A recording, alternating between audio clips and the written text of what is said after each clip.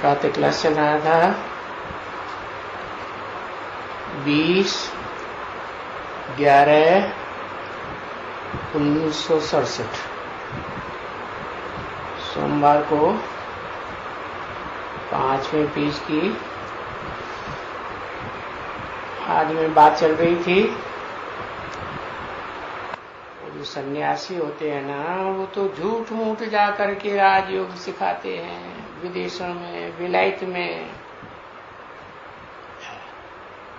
विलायत माने अमेरिका हो, यूरोप हो, अफ्रीका हो, ये झूठा राजयोग सिखाते हैं। तो तुम लोग को ये अखबार में डालना होता है क्या कि मनुष्य कभी भी, जिनका मन चलायमान होता है, मन चंचल होता है, स्थिर नहीं हो पाता है, वो कभी भी किसी को राजयोग नहीं सिखा सकते। क्योंकि मनुष्य में तो सब मनुष्य आ गए, 500-700 करोड़ से दुनिया के जो भी मनुष्य एकदम सब आ गए। क्योंकि वो तो है ऊंचे ते ऊंचा भगवान। कौन? जिस पर बुद्धिमानों की बुद्धि है, उसको मन नहीं है। ज्ञानेंद्रिया हैं, ज्ञानेंद्रिया भी नहीं। कर्मेंद्रिया भी नहीं। तो बुद्धिमानों की बुद्धि है, तो वो तो उसको कहा ही जाता है भगवान। उसको ऐसा को क्यों नहीं कहा? उसको कह के दूर क्यों कर दिया? क्योंकि भविष्य में प्रत्यक्ष होने वाला है। तो भगवान के रूप में संसार जानेगा कि सारी दुनिया में वो भाग्यवान सबसे जास्ती कौन है इस मनुष्य सृष्टि पर। उनको शरीर तो होता ही नहीं है ना बच्चे।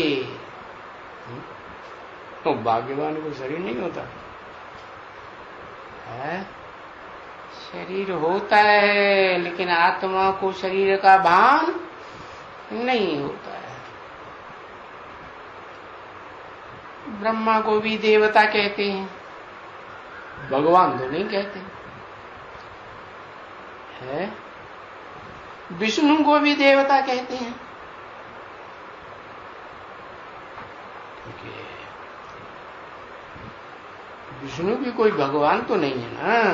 विष्णु तो दो मिलकर के स्वभाव संस्कार से दो आत्माएं एक हो जाती हैं, तो उनको विष्णु आ जाता है। शंकर को भी देवता कहते हैं, भगवान तो नहीं कहते। शंकर भगवान ऐसे कहते हैं कोई नहीं, वो भी देवता। क्यों? क्योंकि वो भी तो याद में बैठा है ना है। और जो याद में बैठा है वो तो पुरुषार्थी हुआ ना। तो जो पुरुषार्थ करते हैं आत्मा के उत्थान के लिए, उनको देवता ही कहा जाता है। भगवान तो नहीं कहते हैं ना, क्योंकि शंकर की भी मूर्ति दिखाई जाती है, विष्णु की भी मूर्ति दिखाते हैं, ब्रह्मा की भी मूर्ति चित्र बनाते हैं। तो जिनके चित्र हैं उनको फिर विचित्र तो नहीं कहेंगे, है चित्र के विपरीत उसका चित्र खींचा ही नहीं जाता। जैसे शरीर से आत्मा निकल जाती है ना, तो उसका कोई फोटो खींच पाएगा? खींचेगा? है नहीं खींचेगा। तो मनुष्य जब ही उनको भगवान नहीं कहा जाता तो मनुष्यों को भगवान कहना सो भी फिर आजकल के तमो प्रधान मनुष्यों को भगवान कैसे कहा जाए है? क्योंकि भगवान तो सदा क्या है, सदा सत्य है कि सतो प्रधान है। क्या है सदा सत्य है, प्रधान होने की बात ही नहीं। प्रधान का मतलब है कि सत्य गुण प्रधान है तो दूसरे गुण गौण हैं, लेकिन उसमें रजो और तमो का नाम निशान है, तो प्रधान होने की बात ही नहीं। तो मनुष्य को भगवान कैसे कह सकते हैं बताओ? कैसे कहा जाए मनुष्य को भगवान? हाँ, टाइटल मिलता है भगवान भगवती का, तो भगवान तो एक होता है या दो होते हैं? एक होता है। तो बाप बैठ करके समझाते हैं, कौन सा बाप? और दुनिया के वो बाप नहीं जो जन्म जन्मांतर बाप बनते हैं, वो धर्म पिताएं भी बाप नहीं, वो भी तो पिताएं हैं ना, वो भी नहीं बैठ करके समझाते। यहाँ तो समझाने वाला वो है जो कभी भी शरीर में आकृष्ट होता ही नहीं, आसक्ति उसमें शरीर की कभी होती ही नहीं। कौन? उनका नाम कुछ है, उनका नाम है शिव। शिव माने कल्याणकारी, काम के आधार पर नाम है। तो क्या सदा कल्याणकारी? हाँ, सदा कल्याणकारी। हाँ, ये जरूर है कि वो इस सृष्टि पर आते हैं तो जिस मनुष्य शरीर रूपी रथ में प्रवेश करके मुकर्रर रूप से पार्ट बजाते हैं तो उसे आप समान बनाते हैं। तो आप समान का बनाने का मतलब ये नहीं है कि उसे सदा शिव बनाए देते हैं। शिव नाम है तो कल्याणकारी बनाए देते हैं। कैसा कल्याणकारी? दुनिया में जितना कोई भी मनुष्य मात्र कल्याणकारी नहीं हो सकता है, सबसे जास्ती इस मनुष्य सृष्टि रूपी रंगमंच पर भोगी आत्माओं के बीच कल्याणकारी। बाकी ऐसे नहीं कि सदा कल्याणकारी। क्या सदा कल्याणकारी? तो सिर्फ वो एक ही बाप है जो बापों का बाप है, जिसका कोई बाप नहीं। तो वो बाप बैठ करके समझाते हैं कि ये जो हठ योगी हैं वो अपने को हठ पूर्वक भगवान शिवो हम जानते भी हैं कि वो शिव निराकार है, विदेही है, फिर भी अपन को भगवान कहते हैं। अरे भगवान अपन को कैसे कहते हो? शिवो हम कह देते हो, फिर कह देते हो ब्रह्मास्मि। अरे शिव निराकार है तो जरूर ब्रह्मा के मुख से ही आके बोलेंगे, वाणी चलाएंगे, है जिसको कहते हैं वेद। विद माने ज्ञान, ज्ञान माने सच्चाई कि झूठ का ज्ञान, सच्चाई का ज्ञान। तो वो सत्य ज्ञान तो वो ही आत्मा सुनाई सकती है, निराकारी आत्मा। आत्माएं तो निराकार हुई होती है ना, तो वो ही निराकारी आत्मा सुनाई सकती है जो जन्म मरण के चक्र में कभी फंसती ही नहीं। क्योंकि जो भी जन्म मरण के चक्र में जो आत्माएं आती हैं वो तो है सब भूल जाती है पिछले जन्म का। कोई ऐसी आत्मा है मनुष्य सृष्टि में जो पिछले जन्म की सब बातें बताए? कोई नहीं बताए। थोड़ी बहुत बात बताएंगे भी, सारी बात तो नहीं बता सकते। तो वो भगवान तो त्रिकालदर्शी है, तीनों काल का ज्ञात है। तो इन सन्यासियों को कोई पता थोड़े ही पड़ता है, पता ही नहीं पड़ता है कि हम तमो प्रधान बन गए, इसलिए हम अपन को ही भगवान कहते हैं। है? वो है कौन? उनको क्या कहेंगे?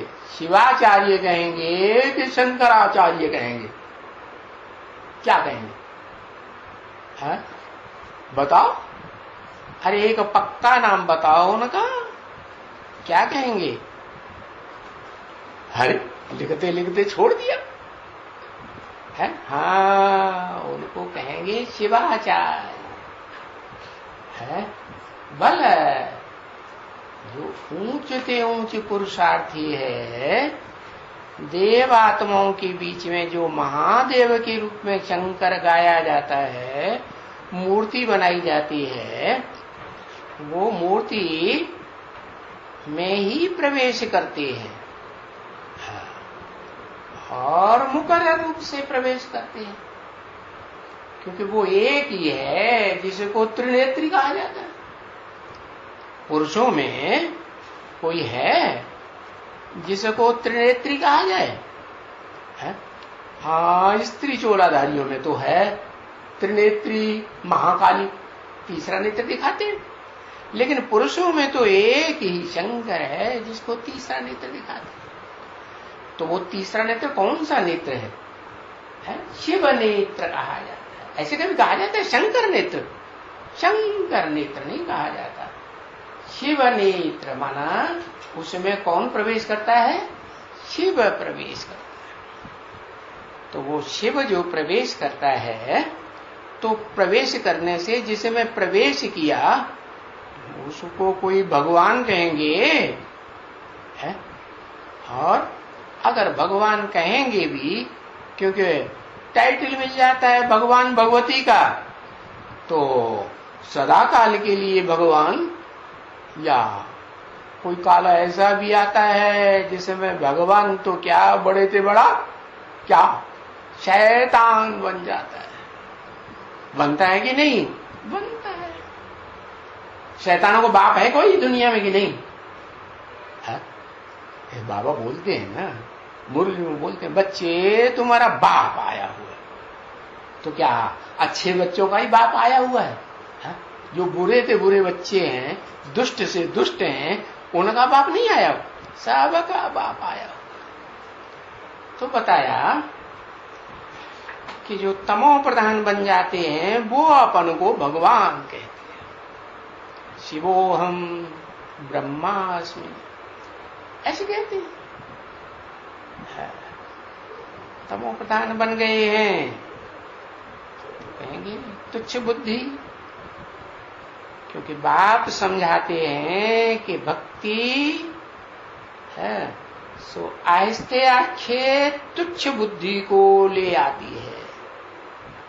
क्या भक्ति क्या करती है? धीरे धीरे तुच्छ बुद्धि बनाए। कैसे?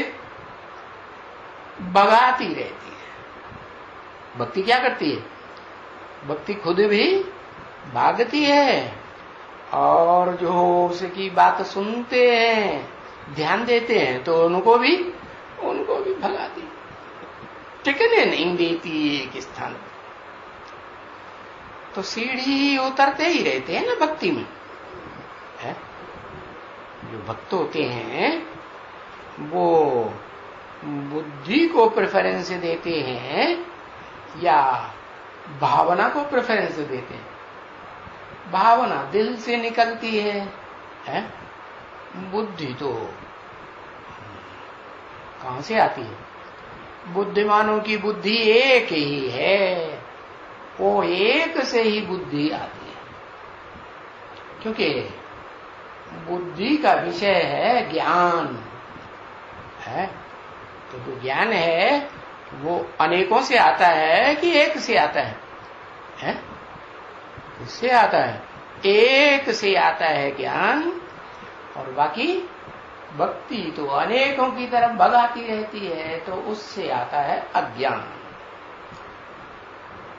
भक्ति है माना भक्ति दुर्गति है। क्या बताओ? वो अव्वल नंबर आत्मा कौन सी है? जो अव्वल नंबर भक्त। कुछ पता है? हा? अव्वल नंबर भक्त आत्मा। अरे पता ही नहीं। जगदम्बा अव्वल नंबर भक्त है कि उस जगदम्बा का भी आधार लेने के लिए है ब्रह्मा को जाना पड़ता है। किस ब्रह्मा को? जो चौमुखी ब्रह्मा का आया हुआ है। चंद्रमा के रूप में जगदम्बा जब महाकाली बनती है, तामसी बनती है, तो मस्तक पर चंद्रमा दिखाते हैं अधूरा। तो वो कौन सी आत्मा की यादगार है? हाँ, वही चौमुखी ब्रह्मा की यादगार है, दादा लेखराज की। वही आत्मा प्रवेश करती है ना? तो बताओ, अव्वल नंबर भक्त आत्मा है वो इस संसार में कौन है? जो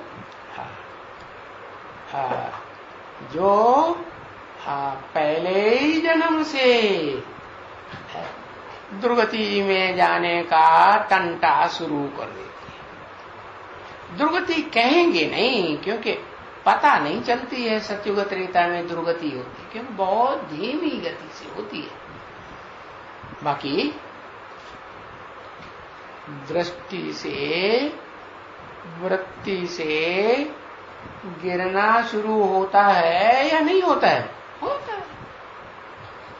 तो पहली आत्मा कौन है? हाँ, पहली आत्मा कहेंगे जिसको अंतिम जन्म में साक्षात्कार होता है बंदाओं का, भक्ति का। भक्ति मार्गीय साक्षात्कार होता है, उनको बुद्धि का साक्षात्कार कहेंगे, भक्ति का साक्षात्कार है। तो भक्ति के साक्षात्कार के आधार पर ही वो पक्का फैसला कर लेती है कि मेरा यही पार्ट है। चारों युगों में मेरा ही ऊंचे से ऊंच ये पार्ट है, कृष्ण का पार्ट, 16 कला संपन्न। देखो फर्स्ट क्लास भगत हुआ ना। हाँ। तो दुर्गति ऐसा अगर कहेंगे तो सतयुग से लेकर के नीचे फिर दुर्गति आती है।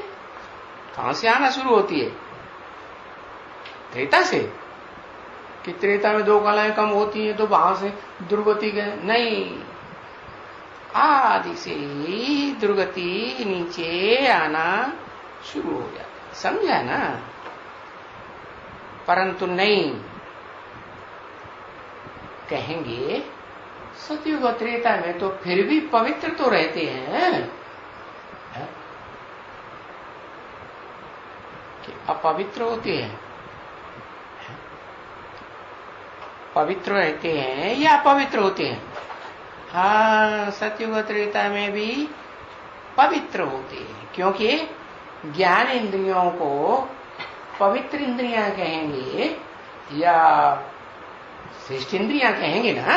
हाँ, कि भ्रष्ट इंद्रियां कहेंगे। भ्रष्ट इंद्रियों से भ्रष्ट कर्म करते हैं, दुख देने का काम करते हैं, और श्रेष्ठ इंद्रियों से सुख देने का काम करते हैं या दुख देने का काम करते हैं?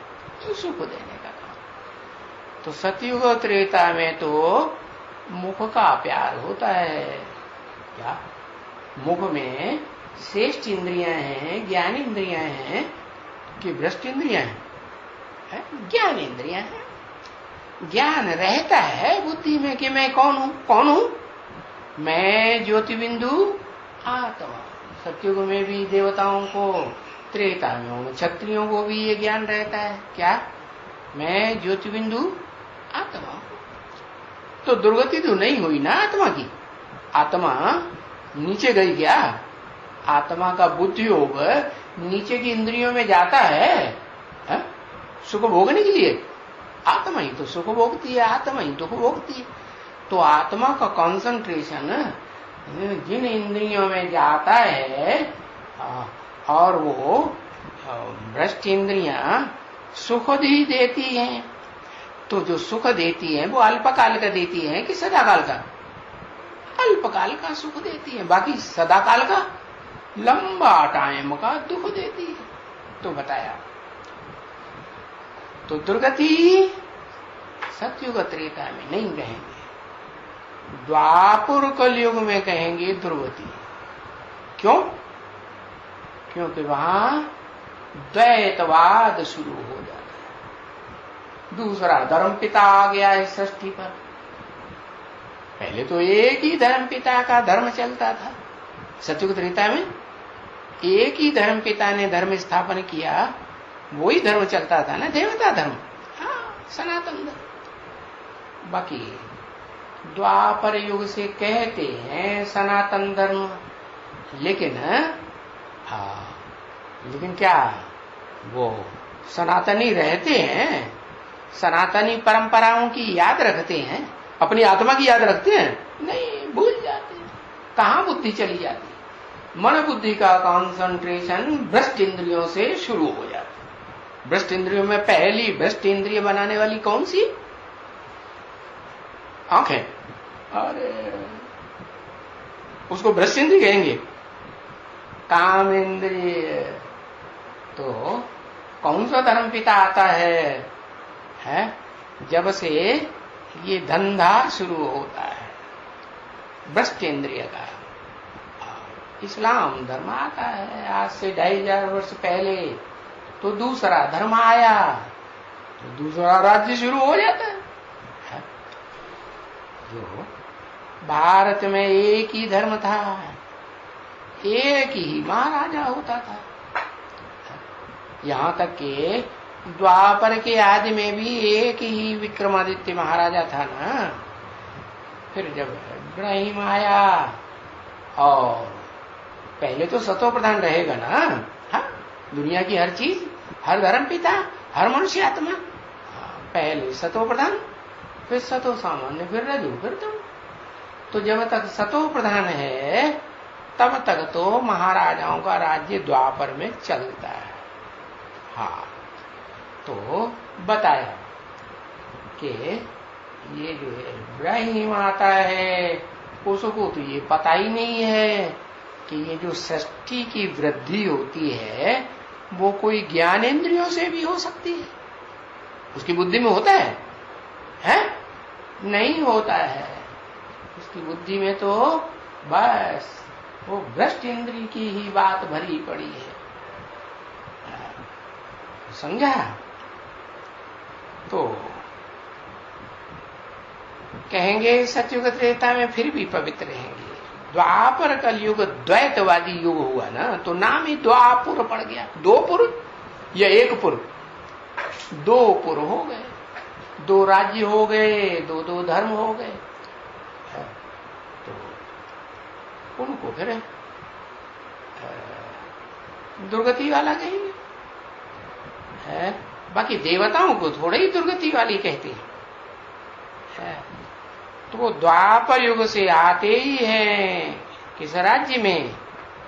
रुलाने वाले के राज्य में है, रावण का राज्य। किसका राज्य? रावयते लोकान इति रावण। जो लोगों को रुलाता है वो रावण। तभी फिर कहेंगे वो वाम मार्ग में जाते हैं। वाम मार्ग माने एक तो सीधा हाथ होता है, सीधे हाथ से अच्छा काम करते हैं, दान धर्म करते हैं, कि गंदा काम करते हैं? हाँ, सीधे हाथ से दान धर्म के अच्छे कार्य करेंगे। कि टट्टी पेशाब की सफाई करते हैं? नहीं करते। हाँ, भोजन खाते हैं तो भोजन दाएं हाथ से खिलाते हैं, जिनको दान देते हैं तो दाएं हाथ से देते हैं कि बाएं हाथ से देते हैं? हाँ, दाएं हाथ से दान देते हैं और फिर बाएं हाथ नीचे लगाए देते हैं। ऐसे लगाते हैं ना। हाँ, तो बताया कि देने वाली और लेने वाली तो भोगी आत्माओं की बात है। बाकी जो अभोक्ता शिव है, क्या न कुछ देता है न लेता है, वो तो त्रिकालदर्शी है, तीनों काल के ज्ञान का दर्शी है, तो ज्ञान ही देता है। वो भी अपने ओरिजिनल बिंदु रूप निराकारी स्वरूप में नहीं दे सकता। जैसे आत्मा कुछ नहीं कर सकती, आत्मा भी जब देह का आधार ले तभी तो कुछ करेगी। तो देह तो विनाशी, ऊंची हुई या नीची हुई आत्मा की तरह? आत्मा तो ऊंच कही जाएगी, क्योंकि इस देह में भी आत्मा परमानेंटली कहां बैठती है? पांव में बैठती है क्या? हाँ, पांव में आत्मा की मन बुद्धि जाती है। बाकी ऐसे थोड़े ही है कि जो राष्ट्रपति है, जो प्रधानमंत्री है, विदेश में जाता है तो वो विदेश का वासी हो गया, उसका कनेक्शन अपने देश से रहता है कि नहीं? नहीं रहता, रहता है। तो ऐसे ही ये आत्मा तो इस शरीर का राजा है। तो राजा ऊंची स्टेज में बैठेगा या नीचे बैठेगा? ऊंची स्टेज में बैठता है। तो उसको कहते हैं कैसा अंग? उत्तमांग। तो अंगों में उत्तम से उत्तम अंग है। उस उत्तम अंग में जहां दो आंखें हैं, ऊंची की ऊंची ज्ञानेन्द्रियां हैं, और उसको कहते हैं भ्रकुटी। उन दोनों आंखों के बीच में भ्रकुटी क्यों नाम दिया? भरी पूरी कुटी है। कैसी कुटी है? अरे जब इस शरीर को चलाने वाला, इस शरीर की इंद्रियों को चलाने वाला ही वहां बैठा हुआ है, राजा बैठा हुआ है, तो राजा का महल तो दूसरे लोगों के महल वाणियों से तो भरा पूरा होगा कि झोपड़ी कैसी होगी? जरूर भरा पूरा। तो ऐसे ही है ये भ्रकुटी जो है, वो है अकाल तत्व। किसका तत्व? अकाल का तत्व। आत्मा को कोई काल खा सकता है? आत्मा को काल नहीं खाता। हाँ, काल किसको खाता है? काल शरीर को खाता है, आत्मा को थोड़ी खाता है। हाँ, जो कमजोर होगा उसे खाएगा या पावरफुल को खाएगा? कमजोर तो शरीर है। ये देह जो है वो कमजोर है। देह जो है वो प्रकृति का नीचा रूप है। क्या? प्रकृति के दो रूप हैं, एक परा प्रकृति, एक अपरा प्रकृति। परा प्रकृति वो है जो परे ते परे स्टेज में रहने वाली। तो अर्जुन के रथ में दोनों प्रकार की प्रकृति है। परा प्रकृति जो अर्जुन की भ्रकुटी है, वो आत्मा वहां बैठी हुई है। प्रकृति क्यों नाम दिया? प्रकृष्ट कृति क्यों नाम दिया? प्रकृष्ट रूप से उसकी रचना की जाती है। जब भगवान इस सृष्टि पर आते हैं ना पुरुषोत्तम संगम युग में, तो उस मन बुद्धि रूपी आत्मा की प्रकृष्ट रूप से रचना करते हैं। क्या करते हैं? ऐसी रिपेयरिंग करते हैं कि वो आत्मा कैसी बन जाती है? इंद्रियों के प्रभाव से अतीत हो जाती। 11 इंद्रियां है ना, सबसे ऊंची इंद्रिय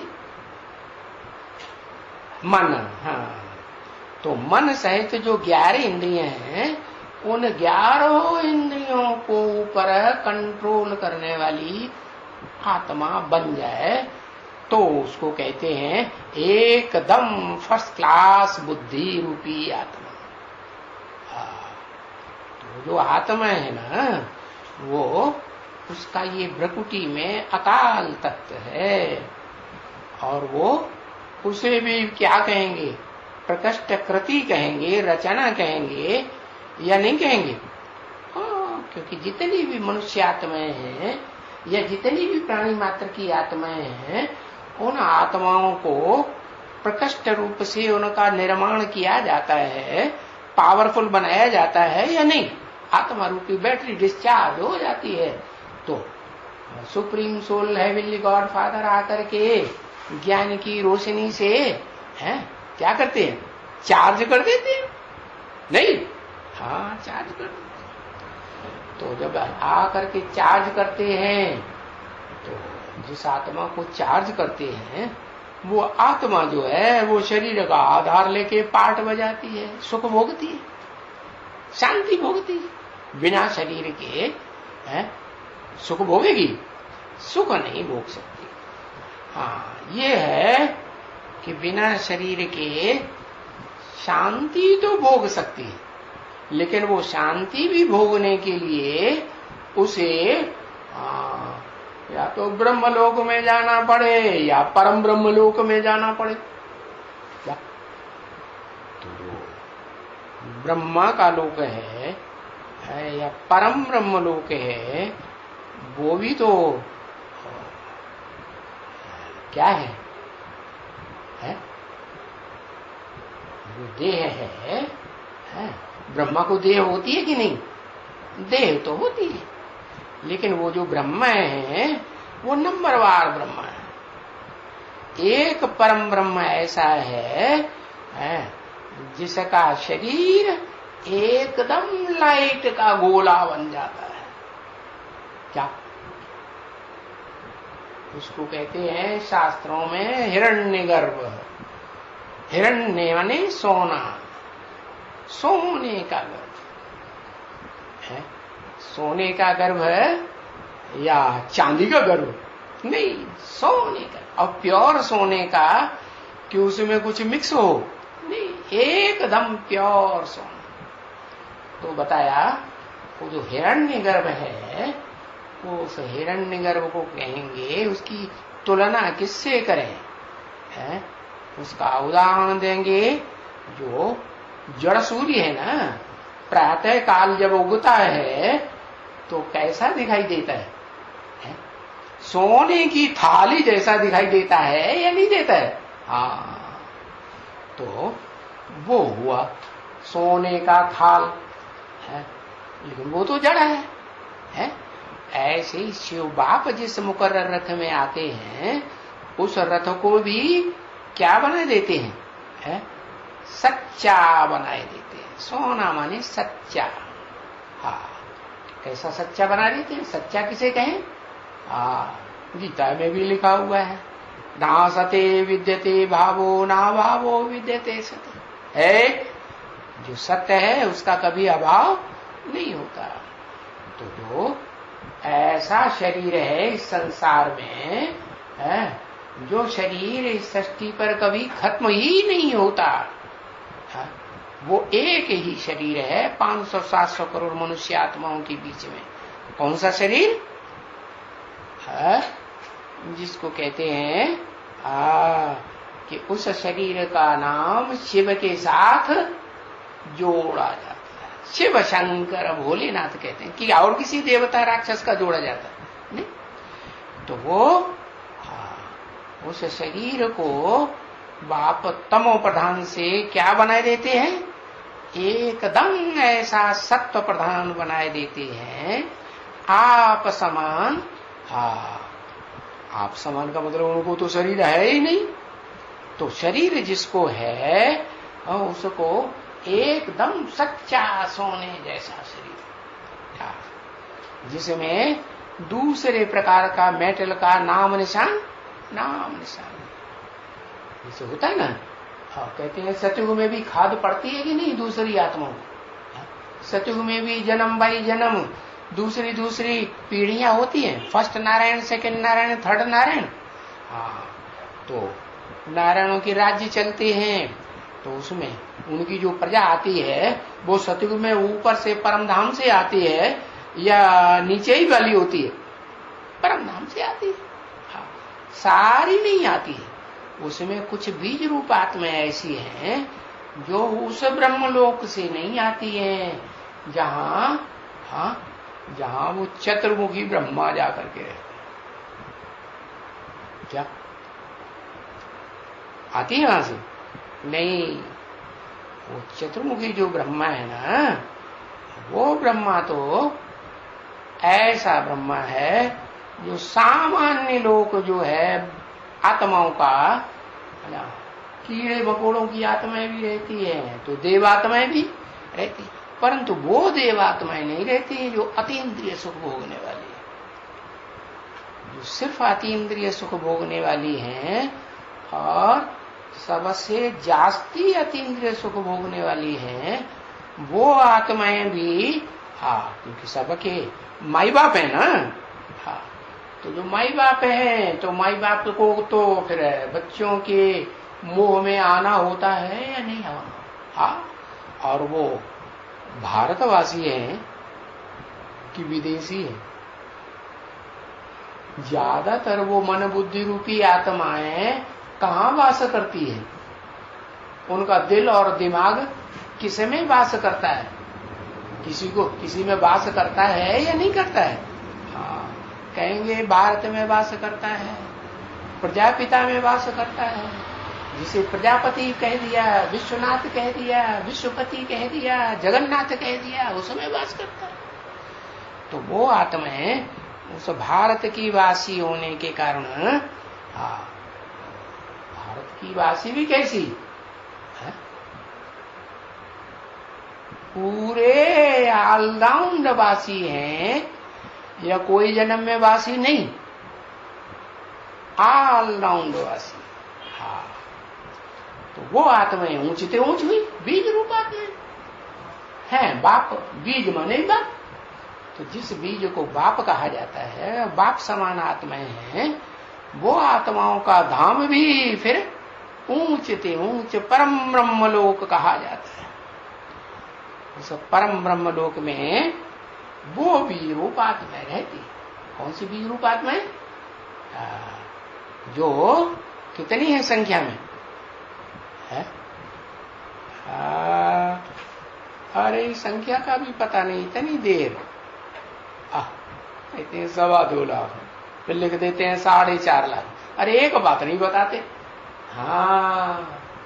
जो विष्णु के साथ है, विष्णु तो बनता ही तब है जब स्त्री पुरुष मिलकर के दो एक, वैष्णवी शक्ति और विष्णु देवता दोनों के ही स्वभाव संस्कार मिलकर के एक हो जाए, माने आदि नारायण और आदि नारायण दोनों के स्वभाव संस्कार मिलकर के एक हो जाते हैं, तो एक ही घर में रहेंगे कि घर में से निकाल देंगे कभी? एक ही घर में रहते हैं।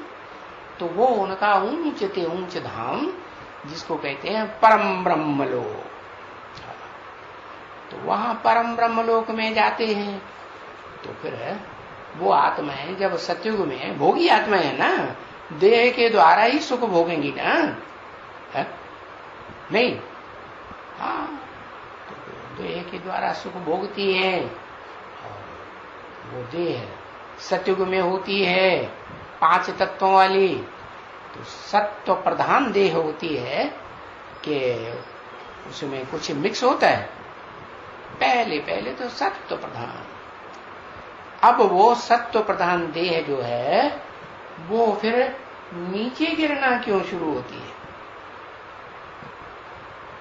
क्योंकि वहां जो भी देवात्माएं होते हैं 16 कला संपूर्ण की कलातीत,